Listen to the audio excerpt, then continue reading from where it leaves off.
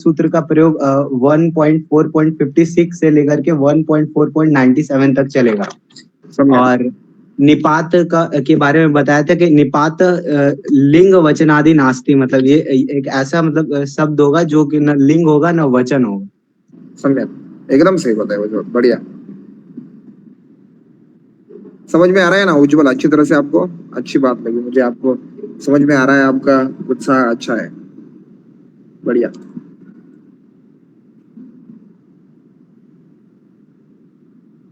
Connect नहीं हो रहा है लैपटॉप से, नेट का क्या प्रॉब्लम है मालूम नहीं है। आज लिख के दिखाने वाला था कि उदाहरण देखने चाहिए थे आज।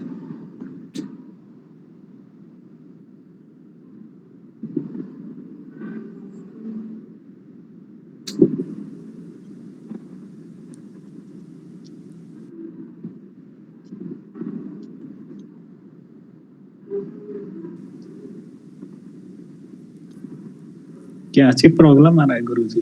नहीं, कुछ प्रॉब्लम आ रहा है इधर लैपटॉप में, कनेक्ट कर रहा हूँ।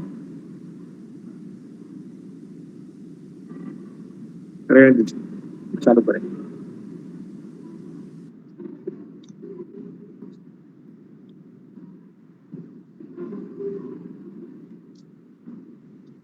रविंद्र भाई, कल का सूत्र आपको समझ में आया? वृद्धिरादेय च।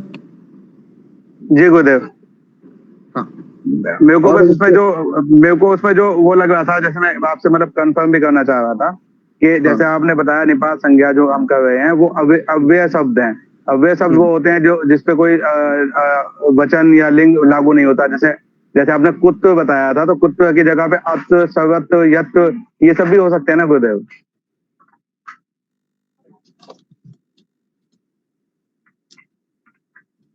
मेरी आवाज आ रही है गुरुदेव?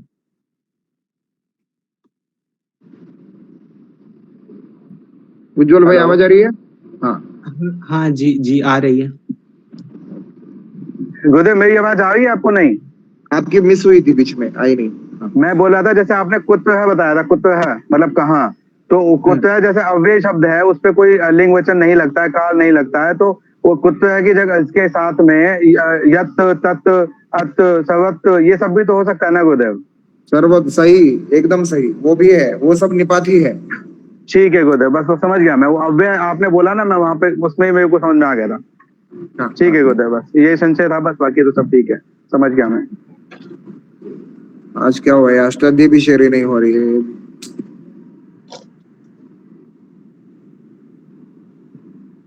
नेटवर्क का इशू है। मैं कह दूं उसको स्क्रीन शेयर, पश्चात लिखेंगे तो बता देना। हाँ नहीं ठीक है। नहीं, एक मिनट आप मत कीजिए, मुझे करना पड़ेगा क्योंकि वो सूत्र का उदाहरण दिखाना है मुझे। जी जी जी, प्रयत्न, एक मिनट में प्रयत्न करता है।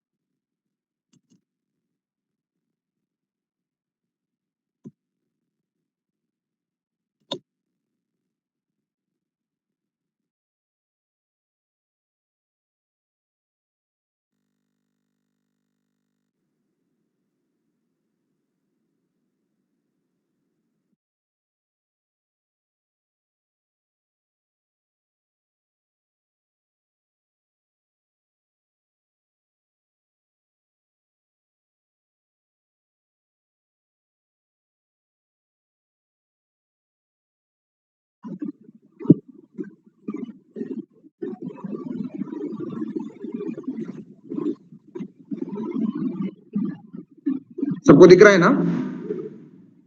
जी जी दिख रहा है।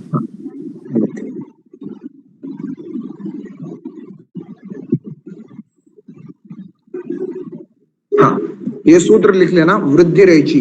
उदाहरण देखेंगे, वृद्धि रेची।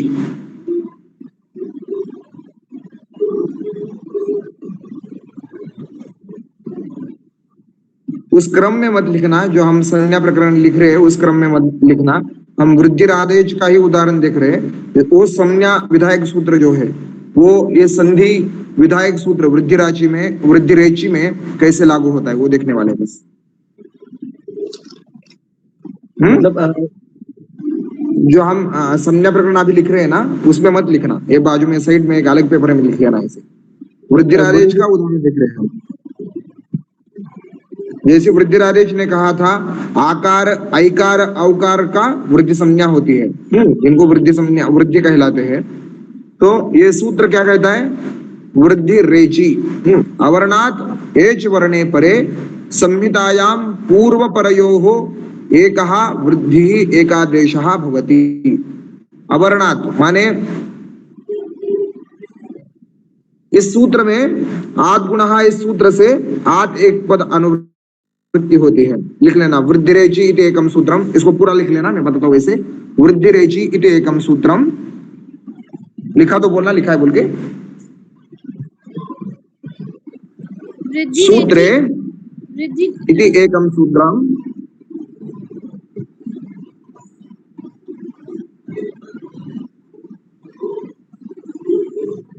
इति एकम सूत्रम। सूत्रे, सूत्रम के बाद सूत्रे। सूत्रे, सूत्रे माने सूत्र शब्द की सप्तमी सूत्रे। जी गुरुजी। सूत्रे आद गुणः इति सूत्रात्, आद गुणः बोल के सूत्र से इसको लिखना है, आद गुणः इति सूत्रात्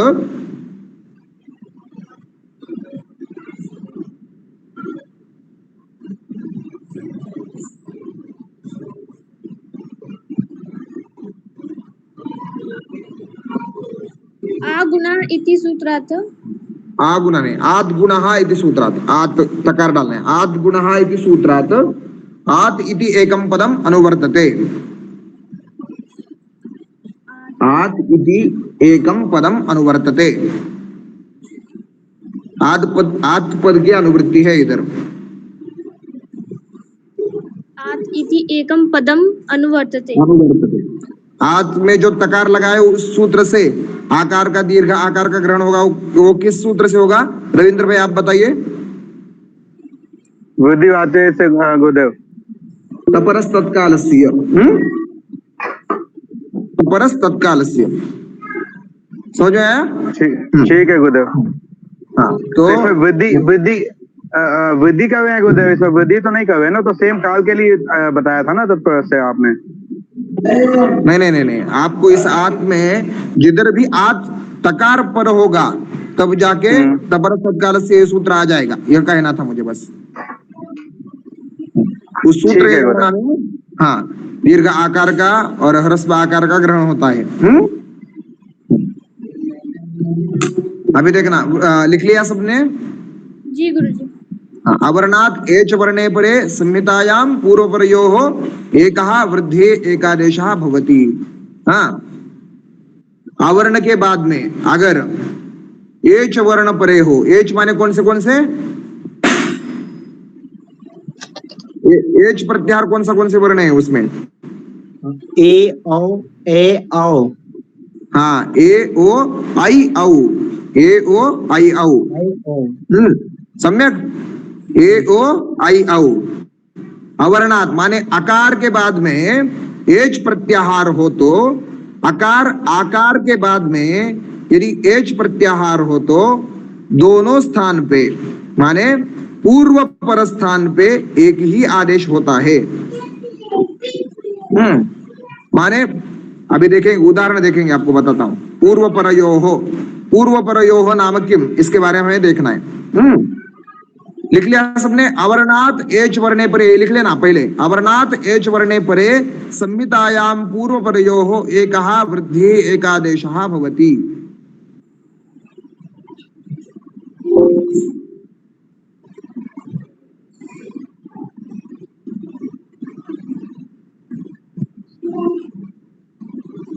गुरुजी गुरुजी एक थोड़ा सा ऊपर कीजिएगा।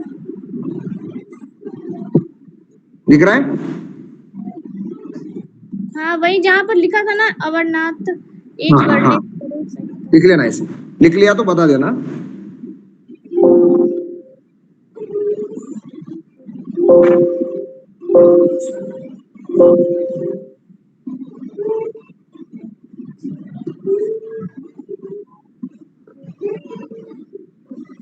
जी गुरुजी हो गया।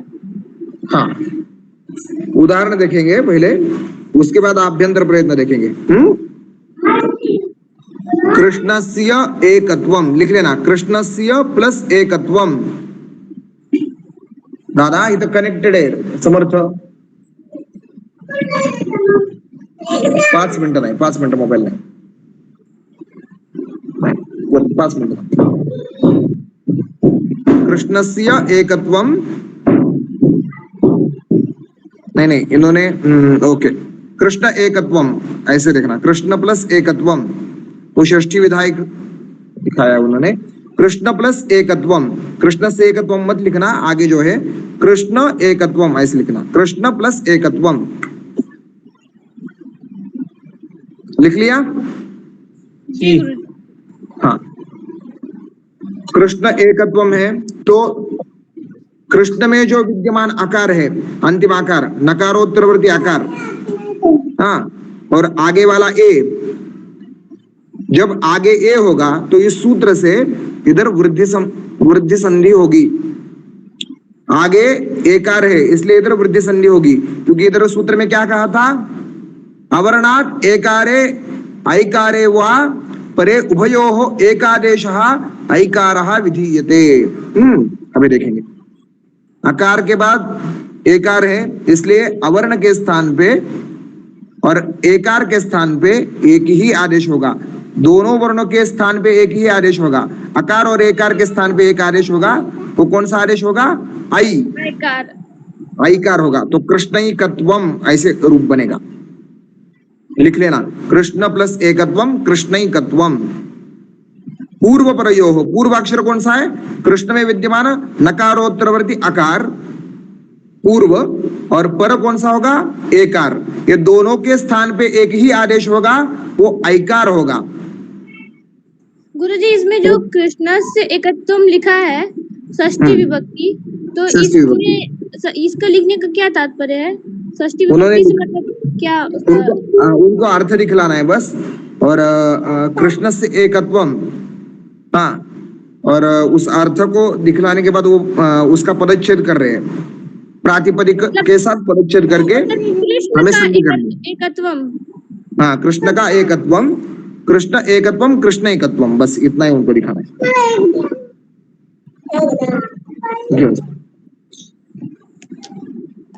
समझ आया? जी गुरुजी। देवस्य देव प्लस ऐश्वर्यम देवैश्वर्यम। हाँ, ये लिख के दिखा था, एक मिनट है, इसको करेक्ट करने का प्रयास कर रहा हूँ, एक बार आपको दिखा दिया ना, समझ में। उज्जवल समझ में आ रहा है? जी जी गुरुजी।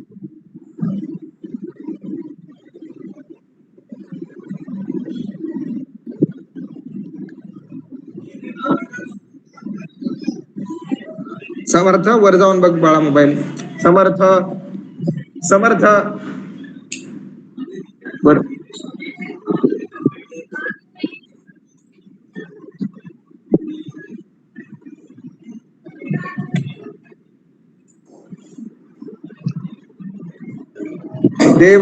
देव ऐश्वर्यम देवैश्वर्यम लिख लेना उसे। जी लिख लिया। हाँ, लिख लिया। तो एक बार बताना उज्जवल, क्या आपको समझ में आया इसमें? अगर कुछ संशय होगा तो मैं बता दूंगा। वृद्धि रेची देखिए, अवर्णात एच वर्णे परे, अवर्ण और आकार और आकार, ह्रस्व आकार और दीर्घ आकार के पर में यदि एकार ऐकार ओकार और औकार हो तो उस स्थान पे, माने पूर्व पर स्थान पे, पहले अक्षर और आगे वाले अक्षर के स्थान पे एक आदेश होता है, एक आदेश होता है, कोई एक स्वर का आदेश होता है। अकार एकार के स्थान पे ऐकार का आदेश होता है, अकार ऐकार के स्थान पे ही ऐकार का आदेश होता है, अकार ओकार के स्थान पे ओकार का आदेश होता है, और अकार औकार के स्थान पे औकार का आदेश होता है। समझ में आया? जी देखेंगे आगे वाला सूत्र, अरविंद भाई आगे वाला सूत्र वो देखेंगे। हमें याद रहेगा कि किसके स्थान पर क्या रहता है। हाँ एक मिनट शायद आवाज नहीं आ रहा, एक मिनट। प्रैक्टिस से होगा ना। फिर भी एक बार जैसे लिख लेंगे ना कि ये जोड़ेंगे तो ये बनता है, जैसे संधि में हिंदी में पढ़ते हैं तो वो तो लिखना है। आगे वाला सूत्र देखेंगे क्या? हाँ देखिए गुरुदेव। समझ में आया ना? हाँ जी ये हमने पहले थोड़ा सा किया था डिस्कस हमने कल ना, ये हमने हाँ। आपस में लग के थोड़ा डिस्कस किया था, मतलब वो तो वो उसी लाइन पे ही जा रहा है, ज्यादा फर्क नहीं है, तो समझ जाएगा गुरुदेव। नहीं, और इस पे आभ्यंतर प्रयत्न थोड़ा देखना चाहिए था हमें, उसे लाइन में तो जा रहा है, परंतु इसका आभ्यंतर प्रयत्न देखेंगे। हम लोग गुण संज्ञा वाला देखे थे अधिंग गुणा में, तो उसमें हाँ वो देखेंगे। हाँ, जैसे कि हमने कल बोला था कि आकार के स्थान पे जो इन्होंने एकार का आदेश बोला था, आकार एकार के स्थान में उभयत्र पूर्व परयोः स्थाने एक आदेश, एक आदेश होगा दोनों के स्थान पे, तो वो था ऐकार। ऐकार का ही आदेश क्यों, उधर ओकार का आदेश क्यों नहीं? तो इसके लिए हमें आभ्यंतर प्रयत्न देखना है। उधर देखिए, वर्णानाम उच्चार स्थानानि एतादृशानि। हाँ, अवर्णस्य कंठ स्थानम अपोह विसर्जनीयानाम कंठः। समझ में आया? गुरुजी स्क्रीन पर दिख नहीं रहा है। दिख रहा है ना इधर, देखे ना, वर्णानाम उच्चार स्थानानि, आपको नहीं दिख रहा है? ऊपर में ब्लैक कलर का डब्बा में लिखा हुआ है वर्णानाम उच्चारण स्थानानि एतादृशानि। दिखा। हाँ, अवर्णस्य कंठः एकारस्य ऐकारस्य च कंठ तालु। समझ में आया? वो भी कंठ के साथ ही है, इसलिए जी सदृशतम आदेश हो रहा है, परंतु उसको कंठ तालु है, आकार का सिर्फ कंठ है। हाँ, तो सदृशतम आदेश हो रहा है इधर भी। समझ में आया? जी नहीं गुरुजी, एक बार ये जो कंठ तालु लिखा है, तो कंठ तालु दोनों चीज लिखा है, ये क्यों नहीं लिखा है? नहीं, कंठ तालु का एकार ऐकार का तो कंठ तालु है। हाँ ए और आई का वही होता है ना, कंठ तालु। अवर्ण का कंठ है, तो वो स्थान साम्य मैच हो रहा है इधर भी। जी कंठ एकार में कंठ है ना, अभी इकार को तो सिर्फ तालु स्थानी है, उधर कंठ नहीं है, इकार को कंठ नहीं है, ईचुषाणाम तालु, परंतु ये तो कंठ तालु, एकार ऐकार ओकार औकार को कंठ तालु और कंठोष्ठ बताया है। ओदौतो कंठोष्ठम, सम्यक। ये तो कंठ तालु ओदौतो कंठोष्ठम, ओकार और औकार को कंठोष्ठ स्थान है, इसलिए स्थान साम्य है, इसलिए इधर एकार अकार और एकार के स्थान में ऐकार आता है। आगे वाला देखेंगे, इसमें भी देखेंगे।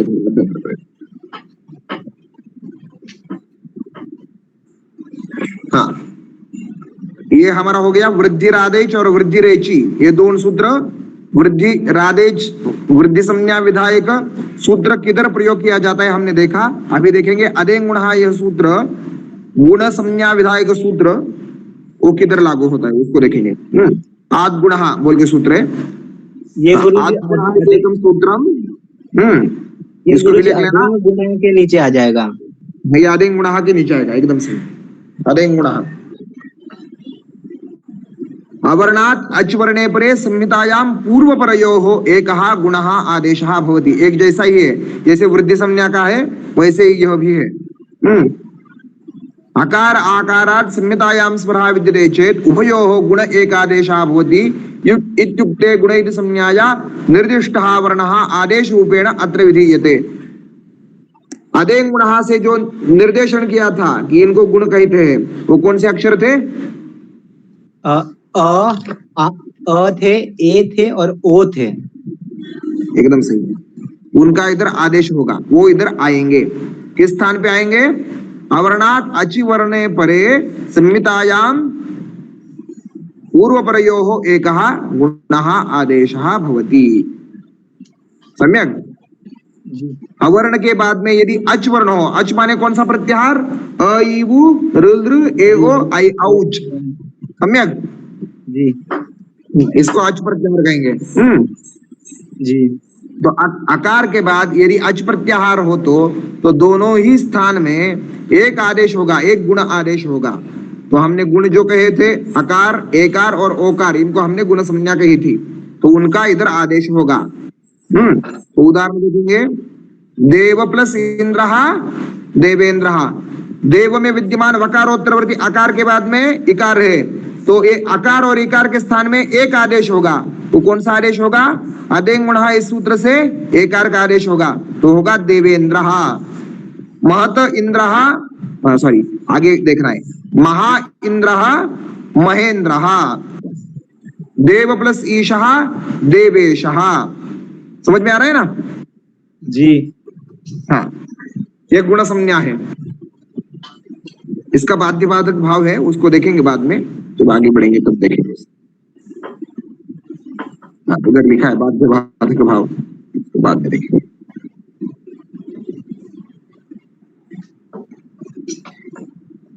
हाँ, इसका आभ्यंतर प्रयत्न देखिए, अवर्णात् इवर्णे परे उभयोः एकादेशः एकारः विधीयते। अवर्ण के बाद में यदि इकार हो तो दोनों के स्थान में, अकार और इकार के स्थान में एक आदेश होगा। उभयोः माने दोनों के स्थान पे एक आदेश होगा। वो कौन सा आदेश होगा, एकार का। हाँ, तो इसका हम स्थान साम्य देखेंगे। अवर्णस्य उच्चारण स्थानम कंठा, इवर्णस्य उच्चारण स्थानम तालु। हाँ, समझ में आ रहा है? आकार का उच्चारण स्थान कौन सा है, कंठ है, और इकार का उच्चारण स्थान कौन सा है, तालु है, और एकार का उच्चारण स्थान कौन सा है, कंठ तालु। हाँ, तो कंठ तालु का आदेश सही हो रहा है ना? जी आकार का कंठ है, इकार का तालु है, तो दोनों को स्थान मैच होना चाहिए। तो एकार से उच्चारण स्थानम कंठ तालु इति स्थानेन आंतरतम्यम सिद्ध्यति। ये आंतरतम्य परीक्षा जो है वो सिद्ध होती है। तो समझ में आया? जी जी ओके। गुरुजी भी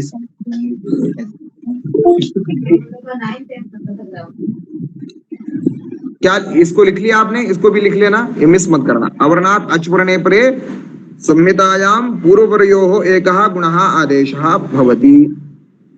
इसका प्रयास भी करना हिंदी में, हमें इस अर्थ कैसे लिखना है बोल के। अवर्णात्, अवर्ण के बाद में अच वर्ण परे हो तो, अच वर्ण हो तो संहितायाम, संधि के विषय में, संहितायाम माने संधि के विषय में, पूर्व परयोः, पूर्व माने कौन सा, देव में विद्यमान वकारोत्तरवर्ती आकार ये पूर्व है, और इंद्र में विद्यमान इकार जो पहला है वो पर है। इसको मुझे लिख के दिखाना था, आपको समझ में आ रहा है ना? गुरुजी पूर्व और पर मतलब उसका मतलब क्या है, समझ में वही कैसे तो जाने? पहले पर बाद में, वो पहले पर बाद में। हाँ, पहले कौन सा है, देव विद्यमान वकारोत्तरवर्ती आकार पहले है, उसे पूर्व कहेंगे, और इकार जो है वो पर है। ये दोनों के स्थान में एक आदेश होता है। एक कौन सा आदेश होगा, एकार का आदेश होगा। जी गुरुजी। आया समझ में? जी गुरुजी।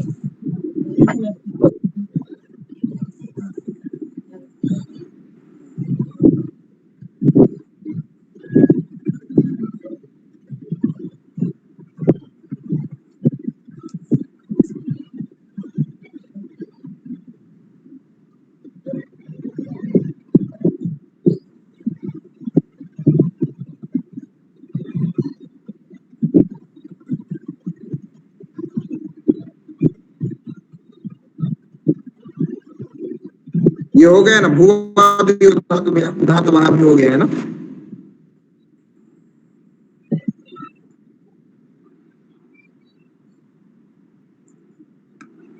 आज कौन सा सूत्र है उज्जवल?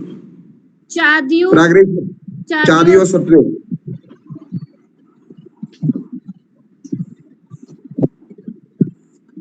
चादि गण माने जो गण हमने देखे थे, भुवादि गण, चुरादि गण, तुदादि गण, जो 10 गण है उसमें एक चादि गण बोल के भी एक गण है। लिख लेना, चादयो असत्वे सूत्र लिख लूंगा, चादयो असत्वे, चादयो सत्वे, बीच में डाला हुआ ये सु आकार है, चादयो सत्वे।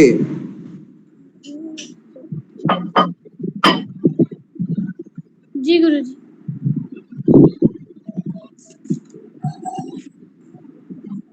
चादिगणे निर्दिष्टाः शब्दाः अद्रव्यवाचिनी अर्थे निपात संज्ञका संज्ञकाः भवन्ति। इस गण में विद्यमान सभी अद्रव्यवाची शब्द निपात संज्ञक कहते हैं, कहलाते हैं। लिख लेना, चादिगण में विद्यमान सभी शब्द अद्रव्यवाच्य अर्थे निपात संज्ञक कहते हैं, कहलाते हैं। चादिगण में विद्यमान सभी शब्द अद्रव्यवाची वाचिनी अर्थे, अर्थ में अद्रव्यवाचिनी अर्थ में, अद्रव्यवाची हिंदी में अद्रव्यवाची अर्थ में निपात संज्ञक कहलाते हैं।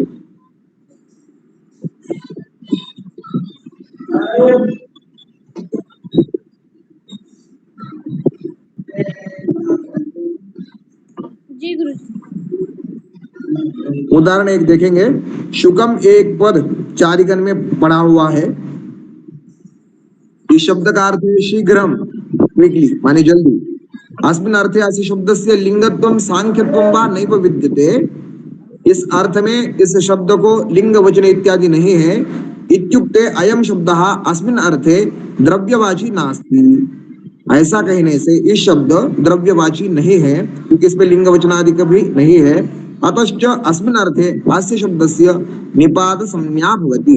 माने जो शुकम, शीघ्र अर्थ के लिए शुकम जो प्रयोग होता है वो क्या है, निपातित है।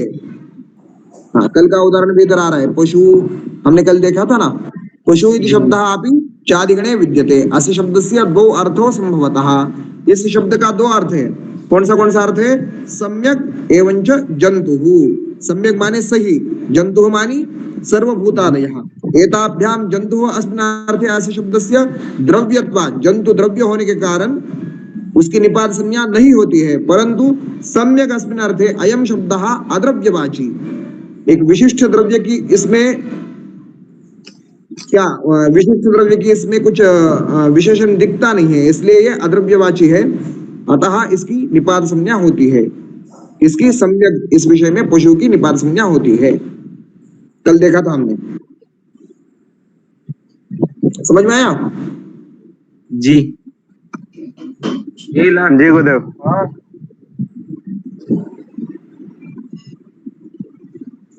वैसे ही यह भी सूत्र है, इसको भी लिख लेना है सूत्र, क्योंकि आगे जाके बहुत जरूरी है सब। प्रादिगणे निर्दिष्टाः शब्दाः अद्रव्यवाचिनी अर्थे निपात संज्ञकाः भवन्ति। लिख लेना, प्रादयः,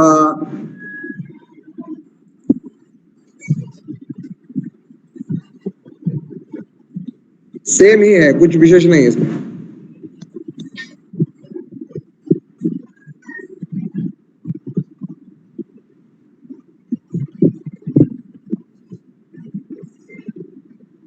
प्रादिगण में 22 ही शब्द है। कितने शब्द है?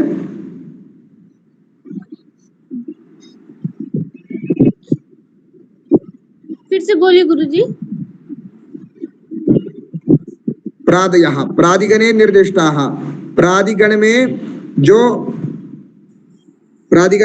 शब्द कहे हैं वो शब्द अद्रव्यवाचिनी अर्थ में निपात संज्ञक कहलाएंगे।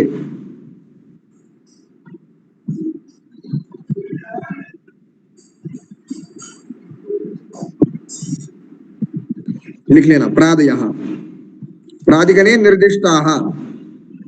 प्रादिगण में बताए हुए शब्द अद्रव्यवाची अर्थ में निपात संज्ञक कहलाएंगे।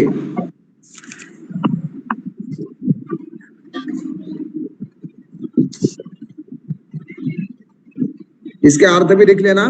जो प्रादिगण आदि पद से जिनका ग्रहण होता है, प्र परा अपसम अनु अव निस निर दुस दुर वी आंग नी अधि अपि अति सु उद अभिप्रति परि उप एते प्रादयः। इतने प्रादय है, बस 22 ही प्रादय है। प्रादिगणे आहत्य द्वाविंशति शब्दाः सन्ति। एतेषाम् आवली अधः दत्ता अस्ति, नीचे दिए ये सब लिख लेना, इसका अर्थ भी लिख लेना क्या है अर्थ बोल के। जैसे हम इस पे उप आता है, देखिए नीचे उप आते हैं, उपवासः towards near to by the side of with under down, इतने अर्थ है उसके, ये सब लिख लेना। ये उदाहरण है गुरुजी? उदाहरण नहीं है, इसके अर्थ है। जो प्राधिकरण में विद्यमान शब्द है, कितने शब्द है? 22। प्राधिकरणे आहत्य 22 शब्दाः सन्ति, और इसका प्रयोजन किधर होता है वो देखेंगे, परंतु इसको भी लिख लेना और इसके अर्थ भी लिख लेना। प्र, परा, अप, सम, अनु, अव, निस, निर, इसका सबका अर्थ इधर दिया हुआ है इन्होंने, वो वैसे ही लिख लेना।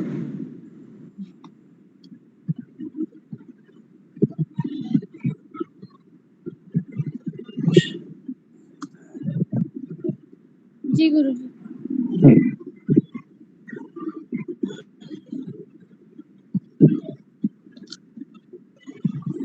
लिख लेना ऐसे, ये जरूरी सूत्र है। उपसर्गा क्रिया योगे,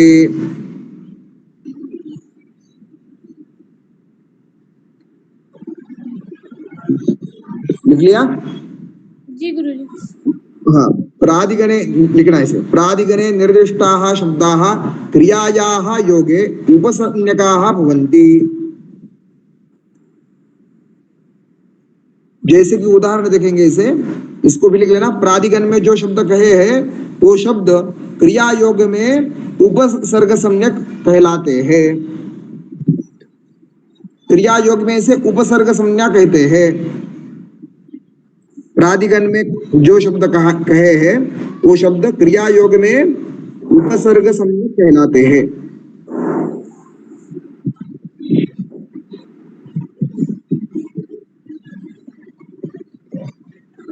जी गुरुजी। लिख लिया? हाँ, जी उदाहरण देखेंगे जैसे उपवासः, एक मिनट, उसका उदाहरण देखा है क्या, इधर देखेंगे क्या करोति सब में, ये भी देख सकते हैं। एक मिनट रुकिए, आसान सा देखते हैं।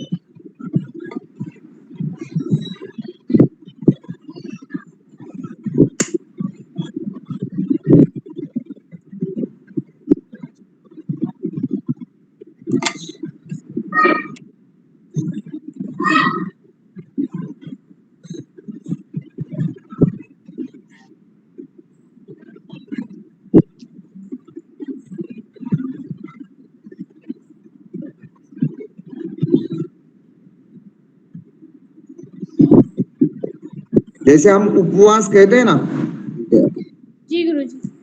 हाँ, तो भगवन्तस्य निकटे वासः, हाँ, हाँ कस्यचित् विषये निकटे वासः, भगवन्तस्य निकटे वासः उपवासः। हाँ, जब क्रिया योग में प्रादिगण लगेगा तब जाके उसे उपसर्ग संज्ञा कहते हैं। इसके बारे में उदाहरण मैं डालूंगा, सभी उदाहरण डालूंगा अलग से लिख के, इसका ज्यादा प्रयास करना ये बहुत जरूरी है। मतलब जहाँ पर क्रिया हो रही होगी कि हम वहाँ उपवास में वहाँ बैठेंगे, इसीलिए वहाँ पर हाँ, तब क्रिया योग। उपसर्ग माने क्या, जो आगे आके बैठते हैं, धातु के आगे आके जो बैठते हैं उसे उपसर्ग कहते हैं। हाँ क्रिया के आगे आके बैठते हैं। एते सर्वेपि शब्दाः क्रियायाः योगे तिङन्तस्य कृदन्तस्य उपसर्ग संज्ञकाः भवन्ति। आगे आके बैठते हैं ये सब, धातु के आगे आते हैं। जैसे वि आकरोति, व्याकरोति, सम उत आहरति, समुद्धरति। इसका अर्थ क्या हुआ गुरुजी व्याकृति का? व्याकरोति माने ये कहना चाहता है व्याकरोति। अच्छा। समुदाहरति, जैसे हम संभाषण कहते हैं ना, दोनों के साथ संभाषण हो रहा है तो समुदाहरति। गुरुजी गुरुजी ये उदाहरण लिख सकते हैं ना, विया करोति वाला? हाँ लिख सकते हैं, परंतु मैं आसान सा देख रहा था, जो समझ में आए उसका अर्थ भी सही से मैं बता पाऊं। ओके, लिख लेना ऐसे। प्र का लिखना था पहले, वी किधर है? वी बहुत आगे, दूर वी, प्र परा अपसम अनुअव निसनिर दूसरा दूर वी, उसका वी का लिख रहे अभी उदाहरण, वी आ करोति व्या करोति लिख लेना। वी उपसर्ग है इसमें, इधर संधि विशेष नहीं देख रहे हम, उपसर्ग को देख रहे हैं। एक क्रियापद के आगे आके एक उपसर्ग बैठ रहा है। गुरुजी वी उपसर्ग है, करोति क्रिया है, तो फिर आ जो है वो क्या हुआ? वो आदेश है, उसकी हमें प्रक्रिया देखनी पड़ेगी। वही बोला ना मैं, संधि विषय में हम नहीं देख रहे, सिर्फ उपसर्ग विषय में देख रहे। व्याकृति में इधर इको एनर्जी से संधि होती है। ये जो आ का आदेश हुआ है, ये क्यों हुआ है, इसे देखना पड़ेगा बस।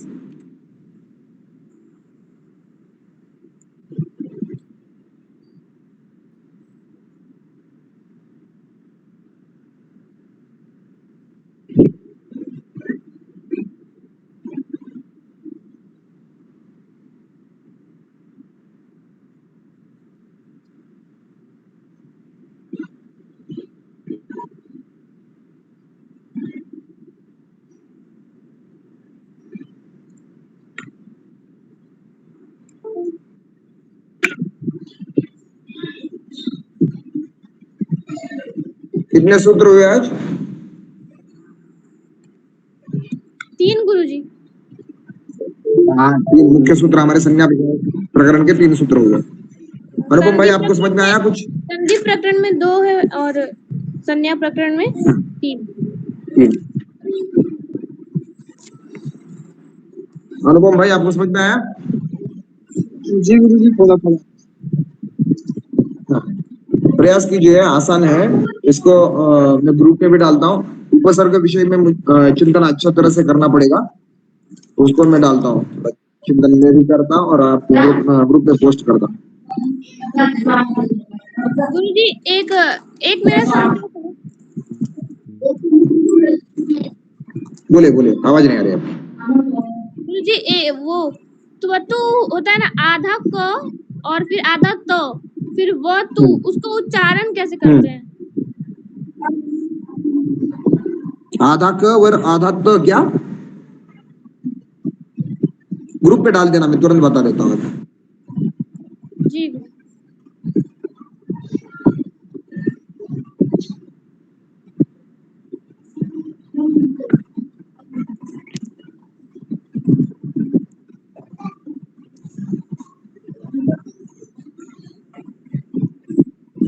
ग्रुप पे डालो।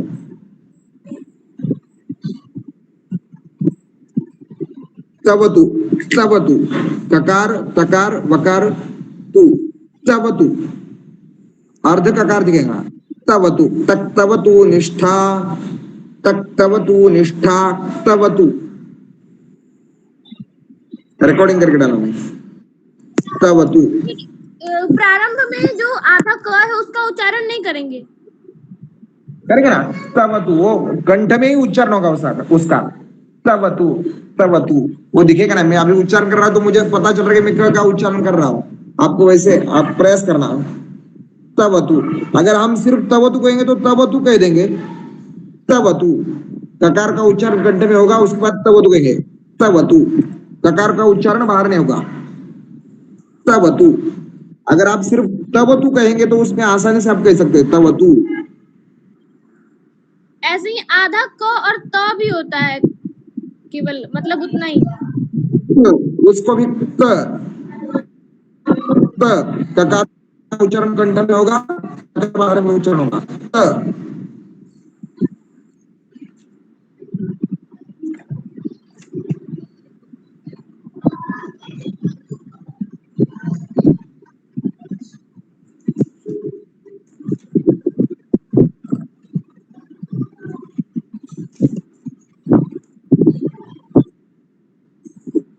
और कुछ सही?